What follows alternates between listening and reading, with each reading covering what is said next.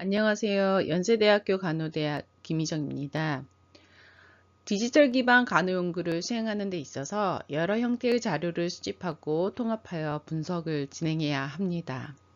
이것은 단순히 자료 분석을 담당하는 사람이 후속으로 처리하는 문제가 아니라 미리 선행적으로 연구를 잘 계획하고 수집을 해야 합니다. 따라서 이번 강의는 디지털 기반의 간호 연구를 위한 메타데이터의 개념을 이해하고 자료 수집 시 유의해야 할 점에 대해서 함께 고민해 보는 시간을 갖도록 하겠습니다.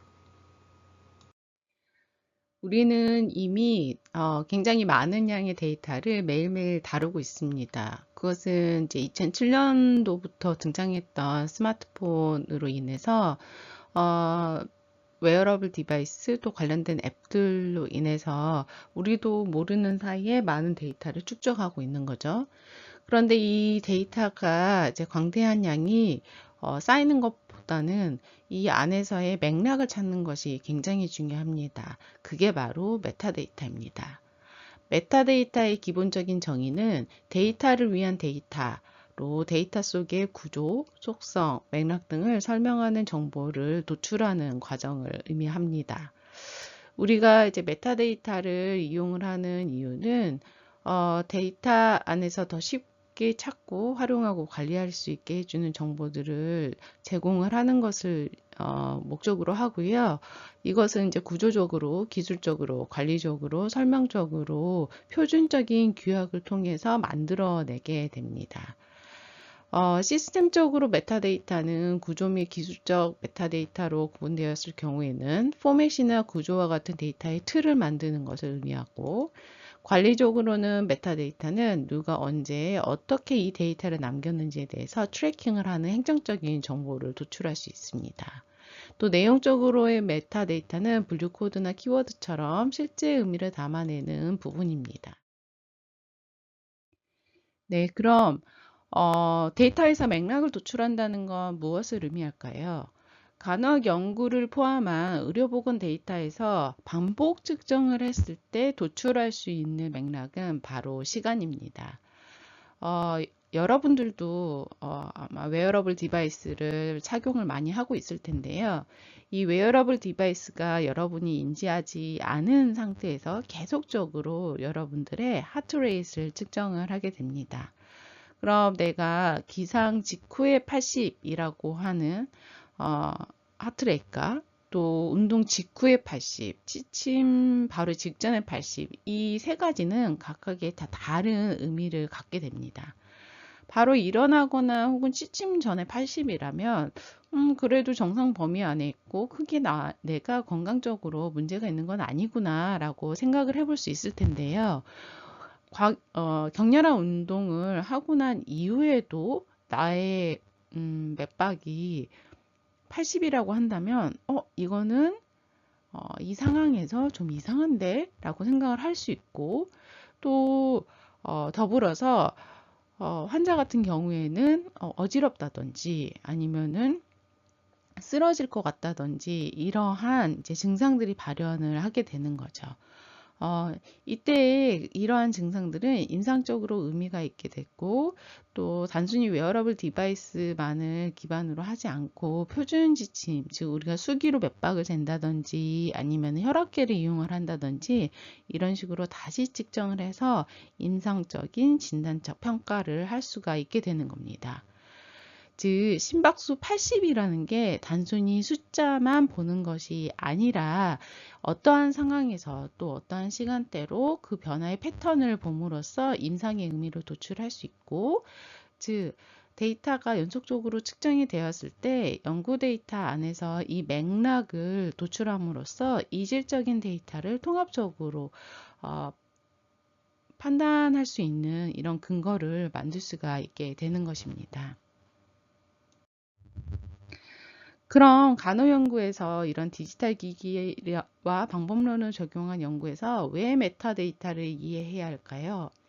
디지털 헬스에서 메타데이터는 단순히 데이터를 다루는 보조적인 정보 그 이상의 의미를 가지고 있습니다. 즉, 간호학의 연구나 실제 임상을 적용을 생각을 해 보았을 때 우리가 이제 여러 가지 면에서의 의의를 찾아볼 수가 있을 텐데요. 최근 ICT 기술이 개발이 되면서 데이터의 양과 종류가 폭발적으로 증가하게 되었고요. 또 스마트폰, 웨어러블 디바이스, 모바일 앱, 온라인 서베이 시스템, EMR 등 정말 다양한 데이터의 종류들을 한꺼번에 통합적으로 수집을 할 수가 있게 됩니다. 이러한 기술들의 특징은 수집된 정보들이 주기적으로 또한 연속적으로 무한대의 자료를 수집할 수 있다는 게 굉장히 큰 강점이 됩니다. 즉 특정한 건강 문제나 어떠한 이상 신호뿐 아니라 베타 데이터를 통해서 앞장에서 보았던 이런 추출된 맥락을 추가적으로 도출을 할 수 있게 되고요. 이 추가적인 맥락은 결국에서는 디지털 헬스 데이터에서의 개인의 행동, 위치, 생활의 패턴까지 파악하는데 사용이 가능하게 됩니다. 많은 종류의 데이터를 한꺼번에 다룰 수 있기 때문에 데이터를 서로 교차하면서도 볼 수 있는 게 가장 큰 강점이죠. 즉, 의무 기록에서 나의 맥박을 80을 확인할 수도 있을 것이고, 또한 혈압계에서 80을 확인할 수도 있을 것이고요. 또 웨어러블 디바이스에서 측정한 맥박이 80일 수도 있습니다. 이것들이 80이라는 숫자를 매개로 해서 서로 상호 운용적으로 사용을 할 수 있다는 게 가장 큰 강점이 되는 거죠. 즉, 객관적인 지표와 주관적인 경험을 함께 통합해서 볼 수 있다는 게 가장 큰 강점이 되겠습니다. 그렇기 때문에 개인을 중심으로 해서 굉장히 다양한 종류의 데이터를 한꺼번에 봄으로써 개인에게 맞춤형으로 간호중재나 혹은 지표를 평가할 수 있는 도구를 개발할 수 있다는 게 가장 큰 강점이 되겠습니다. 이렇게 인터체인저블한 지표들을 함께 사용하는 데 있어서 서로 다른 시스템과 기기 간의 데이터의 교환을 가능하게 하는 것은 메타데이터를 관리하고 있는 ISO, IEC 혹은 더블링 코어와 같은 표준을 기반으로 하고 있기 때문입니다. 이러한 표준 지침들이 데이터의 구조와 코드, 즉 용어들을 일관되게 정의를 하면서 서로 바꾸어 쓸 수 있게 해주는 거죠. 이러한 확장성은 어떤 환자에게 언제 어떤 기기로 어떤 맥락에서 수집된 데이터인지를 추가적으로 설명할 수 있는 정보를 새롭게 도출할 수 있게 되고요. 또 새로운 연구적 가치를 가진 값을 이용을 해서 임상적으로 또 혹은 영구적으로 확장할 수 있는 이러한 정보를 만들어낼 수 있게 됩니다. 특히 이 메타데이터 같은 경우에는 다양한 측정의 방법과 반복 측정을 통해서 데이터의 질이 향상하게 됩니다. 간호 연구에서도 배우셨겠지만 우리가 측정을 한 번 하기보다는 여러 번 혹은 단일한 도구를 사용하기보다는 다양한 측정 도구를 함께 사용을 하게 되면은 측정 값의 오류값인 노이즈, 결측치, 이상치가 감소하게 되는 경향이 있습니다. 따라서 이 데이터는 좀 더 신뢰도가 높은 또한 일상생활에서 사용할 수 있는 생태적 타당도가 높은 데이터를 확보할 수 있다는 게 가장 큰 강점이 되겠죠. 즉, 간호학 연구에 있어서 다양한 임상 현장인 병원에서 지역사회, 가정까지 테스트 베드를 확장할 수 있고 또 시간과 공간의 개념을 반영을 해서 단순한 수치 그 이상의 맥락적인 변수로 2차, 3차로 자료를 활용할 수 있게 해주는 것이 이 연구자들에게는 가장 큰 강점으로 볼 수가 있겠습니다. 네, 그럼 여기서 우리가 궁금해지는 건 과연 우리는 하루에 얼마나 많은 양의 데이터를 생성할까입니다. 전 세계적으로 봤을 때 매일 약 402 밀리언 테라바이트의 데이터가 생성된다고 합니다. 이거를 그냥 뭐 얼마나 그 나라의 시스템이 디지털라이즈 됐는지 또 개별적으로 업무나 학업을 위해서 기기를 얼마나 사용해야 하고 또 디지털에 좀 친숙한지 이런 개별적인 특성을 그냥 고려하지 않고요. 그냥 전 세계에 있는 인구로 나누어 보았을 때 한 개인은 약 하루에 15 테라바이트의 데이터를 만듭니다. 제가 1테라바이트 샌디스크를 15장을 이렇게 놔뒀습니다. 그런데 이 안에서 우리가 좀 헬스와 연관 지을 수 있는 맥락을 추출할 수 있는 데이터는 그럼 얼마나 될까라고 본다면요. 약 0.5 테라바이트 정도를 추출할 수 있다라고 합니다. 그런데 이 0.5 테라바이트는 원자료가 되겠죠. 그러면 이 원자료에서 맥락을 더 많이 우리가 추출할 수 있다면 이거는 오히려 1 테라바이트까지 그 활용성이 올라갈 수 있고요. 내가 원자료 자체는 0.5 테라바이트를 가지고 있지만 그 안에서 도출할 수 있는 이러한 맥락을 뽑아내지 못한다면, 혹은 이 원자료 자체도 가공하지 못해서 쓰지 못한다면 수십 메가바이트로 활용할 수밖에 없는 이런 상황이 됩니다. 그렇기 때문에 여러분들이 이런 디지털과 관련된 연구를 수행함에 있어서 데이터의 특성이라든지 데이터 안에서 어떻게 의미를 뽑아내는지, 또 메타데이터를 어떻게 구축하는지 이런 것들을 잘 이해하셔야지만 이 0.5 테라바이트 그 이상의 효율성을 이룰 수 있습니다. 활용이 가능한 데이터의 양도 기기를 어떤 걸 쓰는지, 또 측정을 하는 주기라든지 데이터를 저장하는 방식에 따라서 얼만큼 모을 수 있는지가 크게 달라집니다. 예를 들면 웨어러블 가속 센서가 있는 경우에는 측정의 주기가 굉장히 짧기 때문에 원자료 자체가 수백 메가바이트 정도로 측정이 될 수 있습니다. 하지만 이것을 XY 지축의 이상 범위를 넘어서는 이러한 움직임을 체크를 함으로써 특정한 수면 파라미터를 산출할 수가 있게 되고요. 그렇게 되면은 원자료 측정 시점이 1초보다는 더 길게 가져가야 되는 거죠. 왜냐하면 1초에 여러 1초 단위의 자료를 함께 모아서 뭐 1분 단위로 데이터를 어그리게이션을 해야 되는 거니까요. 그러면은 자료의 주기 자체가 길어지고, 그렇게 된다면 결국 데이터의 양이 급격히 줄어들게 되는 것입니다.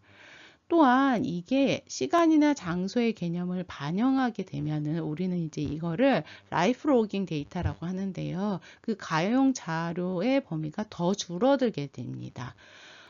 그런데 이거는 뭐 항상 줄어들게 되는 건 아니고요. 예를 들어서 수면의 파라미터가 집에서 측정을 했을 경우와 또 뭐 예를 들어서 실험실에서 측정을 했을 경우가 다른 의미를 가지기 때문에 이럴 때는 또 다시 데이터의 양이 늘어나기도 합니다. 즉, 우리가 어떻게 이 데이터를 가공하는지에 따라서 이 데이터 자체의 양이 줄어들 수도 혹은 늘어날 수도 있는 상황이 되는 거죠. 그러면 메타데이터의 개념을 반영한 간호 연구들이 실제 어떻게 진행이 되고 있는지 몇 가지 예시를 좀 들어보겠습니다. 먼저 첫 번째 예시로는 연구인데요. 센서 기반의 임상 연구는 생체 신호를 측정을 해서 환자를 모니터링하는 시스템을 만들었고요. 또 교육에서는 로그 기반의 학습 행동의 패턴을 분석을 해서 신체 계측, 라이프 로그, 그다음에 앱 사용, 셀프 레포팅 헬스 데이터 이런 것들을 한꺼번에 사용을 한 연구가 있었습니다. 또 행정적으로 봤을 때는 데이터 기반으로 해서 간호 업무의 효율성을 증가시키는 이러한 시스템을 개발하는 연구들이 있었는데요. 이거 같은 경우는 멀티모달 센서랑 EMR, 환자 설문조사를 한꺼번에 사용을 해서 시스템 구축하는 데 자료로 활용을 했고요. 또 데이터 기반의 인구 집단 건강 관리 같은 경우에는 혈액 검사, 뭐 수기로 측정, 그다음 자가 보고, 로그 데이터 이런 것들을 한꺼번에 같이 활용을 한 예시가 있었습니다. 각각의 예시들을 조금 더 자세히 보도록 하겠습니다. 네, 첫 번째 예시 같은 경우에는 이 연구에서는 심전도와 산소 포화도를 측정을 하는 웨어러블 디바이스, 조끼의 형태가 되는 거고요. 이 웨어러블 디바이스에서 측정이 된 센서 데이터를 통합을 해서 환자를 모니터링하는 시스템을 구축한 연구였습니다. 구현된 시스템은 측정된 생체 신호를 블루투스를 통해서 즉 너싱 스테이션으로 전송을 하게 되고 원거리에서 환자의 상태를 모니터링 할 수 있는 시스템을 만들게 된 거죠. 그래서 의료진은 실질적으로는 이 센서의 원자료가 아닌 이 화면의 모니터에 나온 그래프의 파형과 수치로 확인하면서 환자의 상태를 모니터링 할 수 있게 되는 겁니다. 즉 입는 형태의 디바이스에서 ECG, ACC, SpO2 등 여러 개의 패시브 센서 데이터를 통해서 몇 초 간격으로 측정이 된 생체 신호를 미리 탑재되어 있던 알고리즘을 통해서 한번 가공을 하게 돼서 하트레이스로 산출을 하게 되고 이 환자의 운동 상태, 예를 들어서 누워 있는지 아니면 움직이는지 이런 맥락을 반영을 해서 간호사가 환자의 바이탈 사인을 원거리에서 모니터링하는 기술을 개발하게 된 거죠. 즉, 본 연구에서는 여러 개의 센서 데이터를 한꺼번에 사용하는 멀티모달 센싱을 방법론적으로 채택하였습니다. 멀티모달이라는 건 둘 이상의 상이한 모드 또는 채널을 통해서 정보가 동시에 들어오게 돼서 통합하는 것을 의미합니다.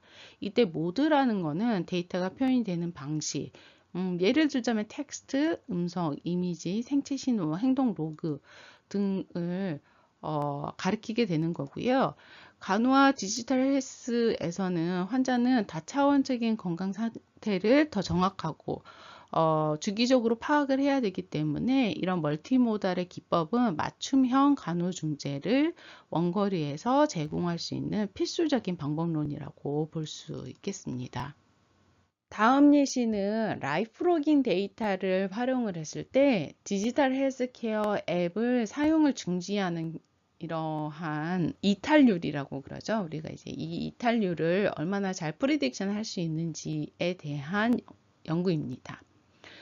디지털 헬스케어를 이제 활용하고자 하는 많은 신진 연구자들과 또 특히 대학원생들 같은 경우에는요, 다양한 중재 방법 중에서도 아마 가장 이제 1차적으로 도전해 보는 게 앱일 겁니다. 앱은 사실 잘 만드는 것도 굉장히 중요하지만, 이거를 꾸준하게 잘 사용을 하는 것을 유도하는 게 더 어려운 문제입니다. 대부분의 앱 같은 경우에는 그러니까 사용을 하고 첫 번째 날이 지났을 때 이탈률이 50%, 그 다음 또 두 번째 날이 됐을 때 나머지에 또 50%, 그러니까 이미 한 75% 이상이 탈락을 했겠죠. 그리고 3일 이내에 사용을 중지하는 경우가 거의 95% 이상이라고 보고 있습니다. 그러면 아무리 나의 건강을 위해서 만들어진 좋은 앱이라고 하더라도요, 나의 생활에 대한 패턴을 잘 반영을 하지 못한다면 우리는 사용을 쉽게 중지할 수 있게 되는 거고, 이러한 것들이 이제 가도 연구자뿐 아니라 실무자들의 많은 고민이 될 것입니다.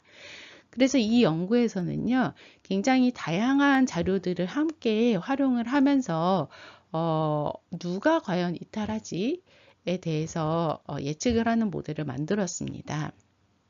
그래서 보시게 되면은 먼저 이제 걸음수를 계측을 하는 이런 객관적인 지표들, 그 다음에 뭐 시기와 관련한 자가보고 자료들, 그리고 더불어서 또 체중 같은 객관적인 신체적으로 측정할 수 있는 지표들 뿐 아니라 여기에 보이는 이런 주황색으로 되어 있는 부분들은요, 내가 어떠한 데이터에 자꾸 접속을 하고 보고 머무르는지에 대한, 그리고 어떠한 주제들을 관심 있어 하는지에 대해서 이렇게 반영하게 됩니다.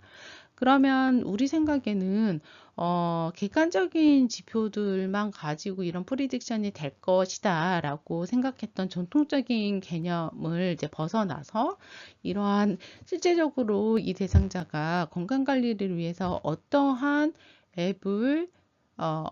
앱의 내용을 보는지에 대한 이런 유저에 관련된 로깅 데이터를 이렇게 반영을 했을 때 프리딕션이 상당히 올라가게 되는 거고, 특히 이 샤프 같은 경우에서는 상당히 이러한 라이프 로깅 데이터가 중요한 우선순위가 높은 변수로 되어 있는 것을 확인할 수 있습니다.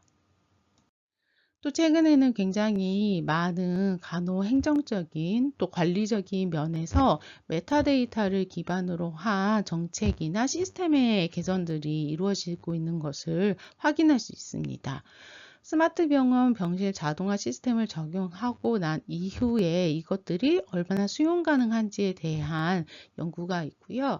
이 연구에서 보시게 되면은 멀티모달 센서, 즉 블루투스를 기반으로 해서 이 데이터들을 한꺼번에 생체적인 데이터를 이제 수집할 수 있는 이러한 것들, 그 다음에 간호사가 원래 표준 지침에 의해서 측정을 해서 기록하는 간호 기록들, 그 다음에 이렇게 측정이 된 값들이 EMR이라고 하는 하나의 포켓 안으로 들어와서 함께 통합이 됐을 때에 볼 수 있는 산출된 이런 자료들, 이런 것들을 보게 되고, 또한 이러한 시스템이 개선이 됐을 때 과연 얼마나 간호사들이 억셉터블하게 받아들이는지, 얼마나 사용하는지, 이런 것들을 좀 설문해서 이론을 기반으로 한 설문조사 값을 한꺼번에 활용을 해서 환자 간호사의 어떤 시스템 개선의 만족도를 올리고, 특히 간호사 같은 경우에는 업무의 효율성을 향상시킬 수 있는 시스템을 구축하는 데 있어서 센서, 수기 측정, EMR, 설문조사 이렇게 4가지의 자료를 한꺼번에 활용을 하는 이런 예시입니다. 또 요즘에는 지역사회에 있는 센터를 갔을 때 오른쪽에 보이는 것처럼 이런 보드에 굉장히 많은 지표들이 한꺼번에 떠 있는데, 이게 일개 개인의 수준뿐 아니라 전체 지역사회 내의 평균적인 지표들을 계속적으로 팔로우업을 할 수 있는 시스템이 구축이 되어 있습니다. 그래서 우측 상단을 이렇게 보시게 되면은 여기처럼 이런 혈액의 수치라든지 또 혈압이라든지, 그 다음에 복약에 대한 수능도와 로깅 데이터, 그 다음에 건강과 관련된 자가보고들, 이런 식의 여러 개의 자료들을 한꺼번에 통합적으로 해서 위험 환자의 비율을 만들게 되고, 관리가 얼마나 우리가 잘 되고 있는지를 통합적으로 모니터링 할 수 있게 되는 거죠. 그렇기 때문에 임상에서는 이제 보시게 되면은 EMR과 센서 데이터를 기반으로 해서 간호의 중재의 효과성을 분석을 하고, 교육에서는 학습 관리 시스템 내에서의 로깅 데이터를 활용을 함으로써 이용자의 학습 패턴을 볼 수 있고, 정책에서는 여러 가지의 데이터를 함께 집적을 해서 인구 집단의 전반적인 건강의 트렌드를 이해를 할 수 있습니다. 그렇기 때문에 앞에서 본 모든 예시가 메타데이터를 기반으로 한 간호 연구의 확장입니다. 그럼 여기서부터는요, 제가 직접 이제 수행을 했던 연구의 사례를 보면서 과연 이제 메타데이터를 활용을 했을 때 어떠한 어려움들이 있고 그걸 어떻게 극복하려고 했는지에 대해서 조금 더 생각해 보도록 하겠습니다. 본 연구 같은 경우에는 웨어러블 디바이스 기반의 작업자의 피로도를 모니터링 할 수 있는 시스템을 구축을 하는 연구입니다. 본 기술은 이미 특허가 등록이 되어 있는 상태이고요. 오른쪽에 이제 그림을 보시게 되면은 이렇게 웨어러블 디바이스, 저희가 선택을 한 거는 스마트워치였고요. 스마트워치랑 그다음에 이렇게 그 핸드폰에서 자가보고로 내가 얼마나 필요한지를 보고할 수 있는 이런 시스템을 함께 이제 병합을 하게 되는 겁니다. 스마트워치 같은 경우에는 대부분 하트레이, 그 다음에 엑셀로미터의 XYZ 축에 대한 원데이터, 그 다음에 자이로스콥, 높낮이죠. 그래서 이런 것들에 대한 위치 정보들까지도 측정을 할 수 있는데, 이거 리얼 데이터라는 강점이 있고요. 또 스마트폰으로 연계가 되게 되면은 블루투스를 통해서 이 로컬 디바이스의 자료가 머물 수도 있게 되지만, 와이파이를 통해서 이제 클라우드로 데이터가 가기 때문에 원거리에서 다른 사람도 이러한 단말기를 통해서 이용자의 데이터에 접속을 할 수 있게 되는 것입니다. 기본적으로 우리는 작업자들의 어떤 피로도를 측정을 하는 것은 설문조사를 기반으로 한 게 트레디셔널한 방법입니다. 그래서 이제 특히 작업자 피로도 같은 경우는 소피라고 해서 스웨덴 스웨디시 Occupational Fatigue Inventory로 측정을 많이 했고요. 그 다음에 지금 당신 과연 필요하십니까? 라고 물어보는 생태순간 평가의 기법을 함께 활용을 함으로써 전반적인 피로도는 소피를 통해서, 그리고 지금 현재의 피로도는 EMA를 통해서 측정을 하게 됩니다. 그래서 EMA는 여러 가지로 좀 나눴는데요. 필요한 증상을 측정을 하는 것은 첫 번째 EMA, 두 번째는 이 맥락을 도출을 하기 위해서 그렇다면 지금 당신은 작업 중입니까? 휴식 상태입니까? 에 대해서 물어보게 되는 거고요. 이거는 이제 데이터를 액티브하게 사용자가 넣어줘야 되지만 패시브하게 아까 말씀드렸던 세 가지의 멀티모달 센서 데이터는 계속적으로 수집이 되는 형태의 데이터를 한꺼번에 모아서 이 시스템을 구축하는 데 활용하였습니다. 그러면 왜 피로에 저희가 관심을 갖게 됐는지 좀 생각해 볼 이유가 있는데요. 피로라는 이 개념은 건강학적으로 보았을 때 신체적, 정신적, 인지적 여러 가지 다차원적인 개념입니다. 그렇다면 주로는 신체적인 피로를 우리가 측정을 하는 거는 이제 객관적인 피로, 얼마나 졸린지, 하품을 많이 하는지 이런 것들로 많이 측정을 했고요. 또 주관적인 피로라는 건 사실 다른 사람은 이 상황을 그렇게 피로하게 생각을 하지만 내가 피로하다라고 인지를 하게 되면 피로하게 되는 것입니다. 이게 통증과 뭐 불면과 굉장히 유사한 개념이 되는 거죠. 그런데 이제 건설 현장 같은 경우에는 작업적으로 굉장히 피지컬하게 많은 활동을 해야 되고 또 그 근무하는 현장 자체가 굉장히 위험한 요소들이 많기 때문에 긴장을 많이 하게 되겠죠. 또 날씨나 아니면은 여러 가지 이제 공정회사의 서로 스케줄링이 잘 안 됐을 경우에는 일정이 자주 바뀌게 되거나 또 연장 근무를 하게 되는 경우가 있습니다. 그렇기 때문에 환경적으로, 즉 맥락적으로 굉장히 필요할 수밖에 없는 이런 상황에 놓여 있고요. 그러면 일괄적으로 뭐 2시간 작업을 했을 때 20분을 쉰다라고 하는 이런 일관되고 표준화된 어프로치가 과연 개인이 느끼는 이런 주관적인 피로를 완화하는데 효과적일까? 그걸 잘 반영을 할 수 있을까? 이러한 이제 의문점들이 생기게 되는 거죠. 그렇기 때문에 이런 건설의 현장, 특히 피지컬하게 많이 일을 해야 되는 근로 현장에서 피로를 좀 더 정확하게 측정하는 방법들에 대해서 사회적인 요구들이 있었고, 그렇기 때문에 본 연구에서는 멀티모달에 대한 데이터와 메타데이터를 구축하여서 시스템, 즉 안전관리 시스템을 만들어내는 것을 목표로 하였습니다. 그러면 이제 여기에서 한 가지 좀 우리가 간단히 알고 넘어갈 개념은요, EMA입니다. EMA는 생태순간 평가로 Ecological Momentary Assessment입니다. 즉, 대상자가 실제 거주하거나 활동하는 환경, 맥락, 상황에서 빠르게 변화하는 어떤 개념을 우리 연구에서는 피로가 되겠죠. 이 개념을 실시간으로 반복해서 측정하는 방법론입니다. 최근에 이 EMA는 디지털 치료제나 간호 연구에서 굉장히 많이 활용이 되고 있고, 특히 실시간으로 환자를 모니터링하는 기법에는 거의 대부분의 EMA가 다 반영이 되어 있다고 볼 수 있습니다. 특징적으로 보시자면 모바일이나 웨어러블 기기를 통해서 즉각적으로 보고가 가능하다는 점, 또 여러 번 측정을 하기 때문에 측정의 오차가 감소가 되고 내가 지금의 상태를 지금 보고하니까 리콜 바이어스가 최소화된다는 강점이 있고요.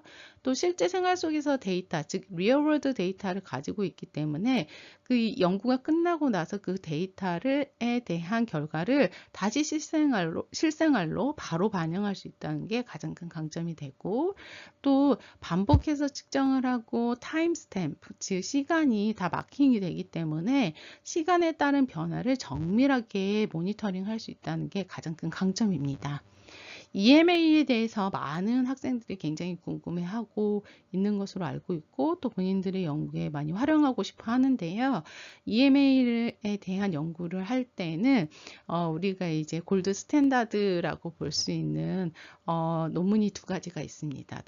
바로 닥터 시프만의 Ecological Momentary Assessment and Conceptualizing Analysis of EMA Data를 꼭 읽어보시고 기본적인 개념들을 명확히 이해를 하셔야지만 이 EMA의 강점을 100분 반영을 해서 연구를 진행하실 수가 있을 것입니다. 네. 그래서 본 연구에서는 두 가지 형태의 EMA를 사용을 하게 되었는데요. 엄밀히 말하자면 첫 번째 EMA, 즉 현재 지금 얼마나 필요한가는 정확히 EMA 기법입니다. 내가 전혀 필요하지 않으면 0, 그다음에 필요했을 때는 5점을 줄 수가 있는 거고요. 두 번째 EMA 같은 경우는 나는 지금 현재 어떤 상태에 놓여 있는가를 물어보는 것이기 때문에 엄밀히 얘기를 하자면 EMA라기보다는 라이프 로깅 데이터를 모으기 위해서 EMA의 방법론을 사용했다라는 게 더 정확한 표현일 것입니다. 그러면 이렇게 세팅을 했을 때 몇 가지 이제 문제점들을 발견을 할 수가 있었는데요. 첫 번째 같은 경우는 동기화입니다. 특히 시간의 축을 맞추는 게 굉장히 어려운 문제였어요. 그 이유는 지금 내가 얼마나 피곤한가는 한 시간에 한 번씩 물어봤거든요. 그러면은 내가 8시간 근무를 하게 되면은 데이터는 기본적으로 한 8개의 양이 모여 있게 되는 것입니다.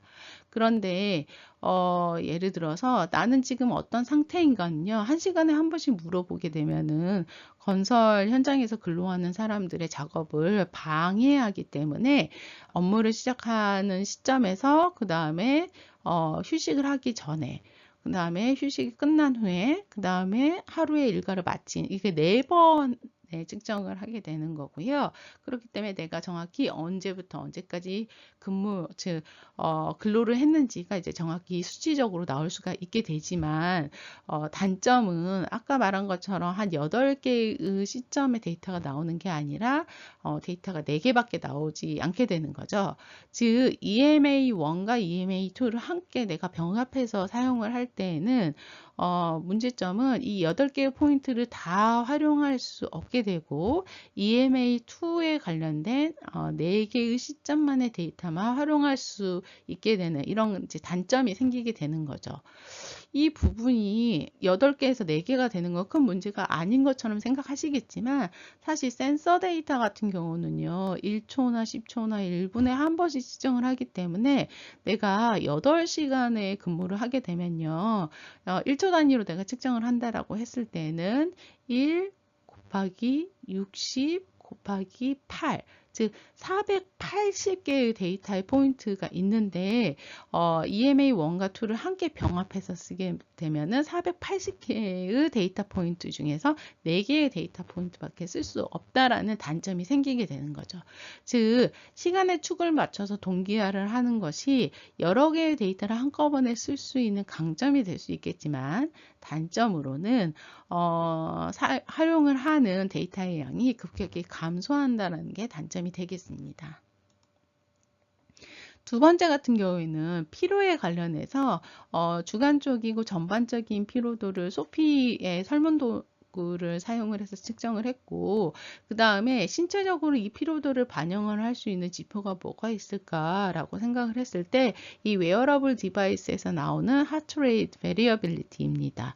필요한 사람 같은 경우 하트레이트 베리어빌리티가 어떠한 특정한 변화의 패턴을 보이게 된다라는 기존의 연구를 찾아서 이 두 개를 이제 매칭을 하게 되는데요. 이 매칭을 하는 과정에서 모든 종류의 어떤 개념에서 혹은 상황에서 어떤 대상자에게 100% 매치가 잘 되지 않습니다.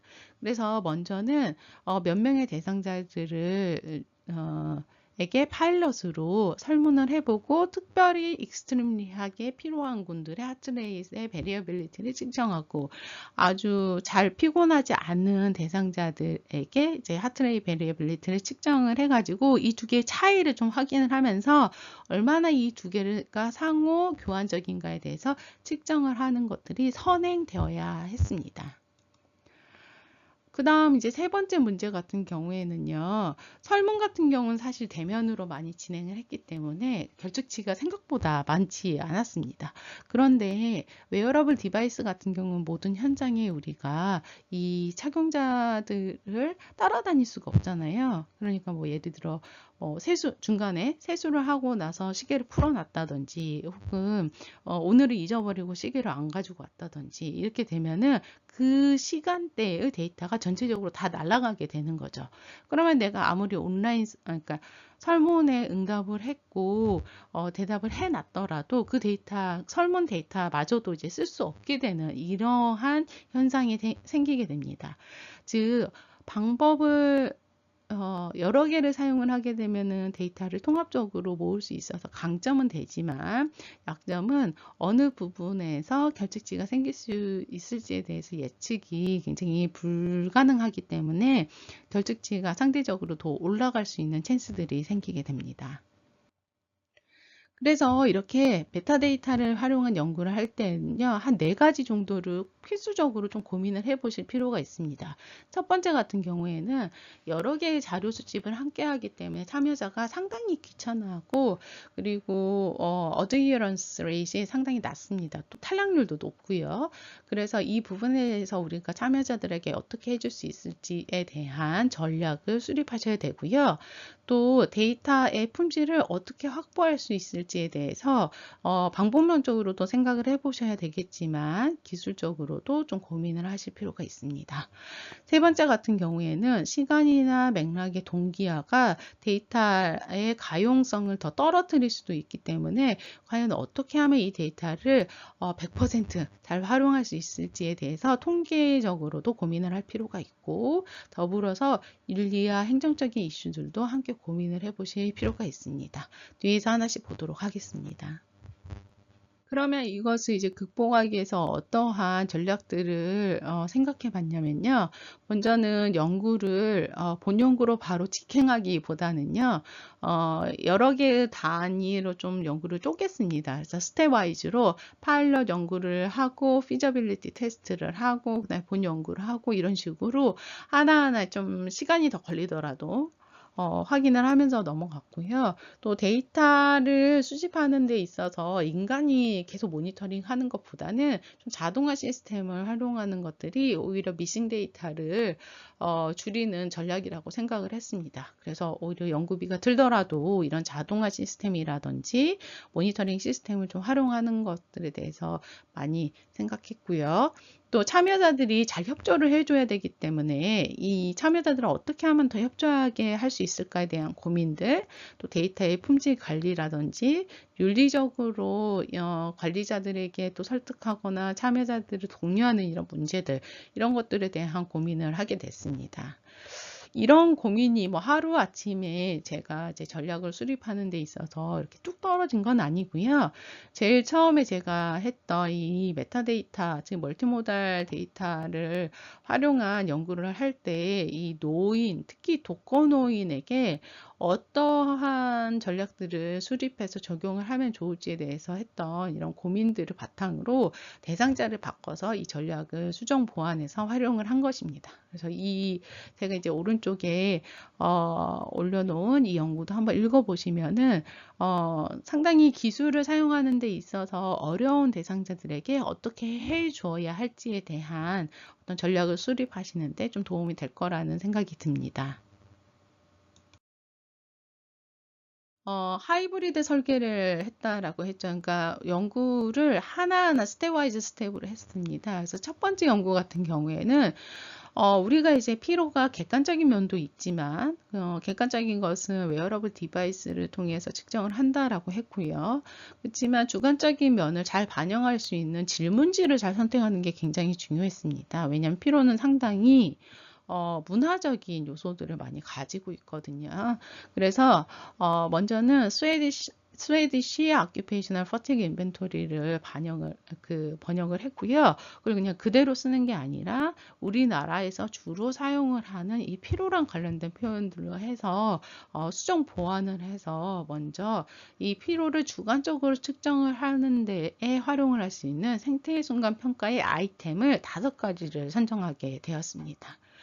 그 다음에 그 선정이 된 이제 EMA와 그다음 웨어러블 디바이스의 패시브 센서 데이터를 한꺼번에 이제 멀징을 할 수 있게끔 데이터를 통합적으로 모을 수 있는 시스템을 구축을 하는 연구를 이제 두 번째 때 진행을 했고요. 이게 과연 현장에서 수행 가능한가에 대해서 3일간 이제 관찰을 통해서 평가하였습니다. 그 다음에는 이런 이제 멀티모달과 메타데이터를 통해서 피로도가 평균보다 높은 군, 피로도가 평균보다 낮은 군을 좀 구분을 할 수 있는지에 대해서 세 번째 연구를 진행을 했고요. 다음 이제 네 번째 같은 경우에는 그러면 피로가 굉장히 다면적인 개념을 가지고 있기 때문에 신체, 정신, 인지 중에서 과연 어떠한 팩터가 가장 이 피로군을 예측하는데 유의미한가에 대해서 프리딕션 할 수 있는 머신러닝 알고리즘을 만들게 된 것입니다. 그러니까 결국에는 종국에는 이 네 번째 연구를 하는 게 저희의 이제 주 목적이긴 했지만 앞에서부터 주관적인 면, 객관적인 면과의 통합, 그 다음에 이게 실제 현장에서 수행이 가능한지를 확인한 후에 네 번째에서 저희가 실제 하고 싶은 연구를 수행을 하는 스텝와이즈 기법을 활용을 했고, 이게 물론 시간이 더 들고 비용도 더 많이 들기는 하지만, 만약에 내가 본 연구에서 바로 진행을 했다면, 겪게 되는 여러 가지 방법론적인 어려움들을 줄여나가는 이런 전략들로 활용을 할 수 있다는 게 가장 큰 강점이 되겠습니다. 그 다음 전략은요, 데이터 수집을 좀 자동화할 수 있는 어떤 외부의 자원을 활용하는 것이었습니다. 그러니까 결국에는 이제 대상자들이 3일 동안 웨어러블 디바이스를 잘 측정을 하고 1시간에 한 번씩 잘 앤서를 해주고 이런 것들이 굉장히 중요한데요. 사실 이러다가 보면 우리가 1시간에 한 번 이렇게 보고를 한다는 게 사실 쉽지는 않잖아요. 그래서 알람 시스템을 만들어서 푸싱하는 기능을 통해서 계속적으로 지금 현재 상태의 피로도를 보고해 주세요. 지금 어떤 상태인지 보고해 주세요. 이렇게 이제 리마인더를 활용을 했고요. 그 다음에 블루투스 기능을 통해서 이런 데이터가 이 디바이스 안에만 머물러 있는 게 아니라 클라우드로 이제 전송이 될 수 있게 와이파이를 연결을 해드렸습니다. 그 이유는 간혹 가다가요. 이런 디지털 기기 같은 경우에는 로컬 스토리지에만 데이터가 있는 경우에는 날아가는 경우들이 꽤 많습니다. 또 그 건설 현장의 이런 근로 환경을 생각을 해봤을 때 땀도 많이 흘리시기 때문에 습기로 인해서 기기가 손상이 되는 경우들도 꽤 있고요. 또 파손이 되는 경우들도 있거든요. 그래서 최대한 자동화 시스템을 활용을 하시게 되면은 우리가 이제 매뉴얼하게 직접적으로 따라다니면서 리마인드를 하거나 그 다음에 계속적으로 매일매일 자료를 다운로드 받아야 되거나 이러한 이제 수고를 덜 수 있게 되는 거고 단순히 수고스러움을 더는 것을 넘어서서 미싱 데이터의 양 자체를 줄일 수 있으니까 데이터의 질이 올라가게 됩니다. 그래서 저 같은 경우에는 특히 이러한 시스템을 구축할 때 있어서 때로는 이제 용역이라든지 아니면 외주를 주는 경우들이 있잖아요. 그랬을 때 꼭 제가 조건으로 거는 것 중에 하나는 뭐냐면은 웨어러블 기기를 선정할 때 있어서 꼭 자문을 해줘야 된다. 그리고 어떠한 디지털 마커들을 활용할 건지 명시해달라. 그 다음에 서버와 클라우드를 운영을 관리를 해주시고 또 여기서 미싱 데이터가 몇 퍼센트 이상 혹은 어느 정도가 미싱 데이터가 상당히 많다라고 했을 때 이 데이터를 이제 제공을 해야 되는 대상자들에게 어떠한 알람을 줄 수 있을지 전략을 제시해 줘야 된다. 이런 이제 조건들을 계약 조건으로 꼭 넣습니다. 그 다음 전략은 이제 자료 수집을 할 때 있어서 이 연구들이 결국에는 데이터 원 자체가 인간이기 때문에 참여자들이 가장 편안한 상태에서 데이터를 제공할 수 있게 해주는 게 굉장히 중요합니다.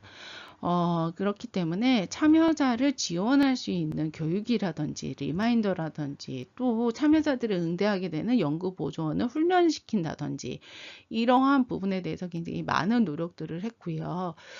그렇기 때문에 저희 같은 경우에는 상당히 높은 수준의 컴플라이언스 레이트를 유지를 하게 되었고, 데이터의 이 퀄리티를 상당히 높은 수준으로 유지할 수 있었습니다. 그럼에도 불구하고 몇몇의 응답자들은, 그러니까 연구 참여자들은 기기 연결에 문제가 있다든지 작업의 스케줄의 변경으로 중도 하차한다든지 아니면 앱이 계속적으로 오류가 난다든지 이러한 이제 여러 가지 다양한 이유들을 가지고 탈락을 하게 됐고요. 전반적으로는 80%가 3일 동안의 데이터를 제공을 하는 이런 80%의 리텐션 레이트를 확보할 수 있었습니다. 저희가 이때 이제 활용했던 몇 가지 이제 팁을 좀 쉐어를 해드리자면, 먼저 실험 안내서입니다. 물론 연구에 관련해서 참여 동의서를 받기 위해서 연구에 대한 설명서를 제공을 하기는 하지만 이 설명서가 굉장히 볼륨이 많잖아요. 대부분의 설명서가 한 10장이 넘는데 이거를 꼼꼼하게 여러 번 보기는 상당히 어렵거든요. 그래서 간단한 실험의 개요라든지 특징들에 대해서 이렇게 자주 이제 좀 들여다볼 수 있는 실험 안내서를 별도로 만들었고요. 이 실험 안내서 같은 경우에는 동영상으로도 제작을 해서 제공을 하였습니다. 그래서 앱을 어떻게 하면 사용할 수 있을지, 어떤 문제들이 생길 수 있는지, 이런 문제들이 발생했을 때 어떠한 도움을 요청할 수 있는지, 누구를 컨택해야 되는지, 이런 것들에 대해서 이제 계속적으로 이야기를 했고, 특히 이 부분에서 피로라는 게 상당히 개인의 주관에 영향을 많이 받기 때문에 이 피로를 판단하는 이 기준에 대해서는 지속적으로 좀 알려드렸습니다. 마지막으로는 이 분석력을 향상시키는 게 이 메타데이터와 멀티모달 센서 데이터를 다루는 데 있어서 굉장히 중요한 부분입니다. 물론 개인의 수준에서 데이터가 애그리게이션 되기 때문에 여러분이 일반 대학원에서 배우는 상급 통계에서 믹스드 모델을 활용할 수 있습니다. 또 시간의 변화를 보는 패널 데이터도 볼 수가 있죠. 그렇지만 여러 개의 센서 데이터를 한꺼번에 타임 스탬프하고 또 이것들을 동기화하고 맥락을 반영하는 이런 것들을 하기 위해서는 멀티모달 데이터 분석을 더 트레이닝을 받아야 되는 거고요. 또 더불어서 최근에 여러분들이 이제 많이 활용을 하고 있는 프리딕션 모델을 만들기 위한 머신러닝 기법도 활용을 할 수 있습니다. 문제는 활용은 할 수 있는데 여러분들이 준비가 안 되면 사실 보기 좋은 떡이 될 수밖에 없는 상황이고요. 이러한 이제 데이터를 위해서 여러분들이 미리 좀 갖추어야 하는 역량 중에는 데이터를 어떻게 하면 잘 수집할지도 참 중요하지만 또 전처리를 어떻게 할지, 또 어떻게 표준화할지, 반복 측정에 대한 분석에 연구 방법론적인 이해가 충분히 되어 있어야 하고, 또 이벤트 기반으로 연구를 할 수 있어야 되고, 이걸 통계적으로 해석하고 임상적으로 어떻게 응용할지에 대해서 생각을 해 보아야 합니다. 그래서 이러한 역량을 기르는 데 있어서 이제 본 강의가 좀 가장 첫 단계가 아닐까 이런 생각을 하게 되는 거고요. 또 더불어서 이런 테크놀로지를 많이 활용을 했을 때 나도 모르는 사이에 내 데이터가 쌓이게 되고 그 데이터를 연구자가 나한테 설명을 하지 않아도 쓸 수 있는 경우들이 꽤 많거든요. 그렇기 때문에 개인정보라든지 익명화, 그다음에 암호화 이런 것들에 대해서 연구자는 상당히 높은 수준의 윤리를 적용을 하면서 연구를 진행해야 합니다.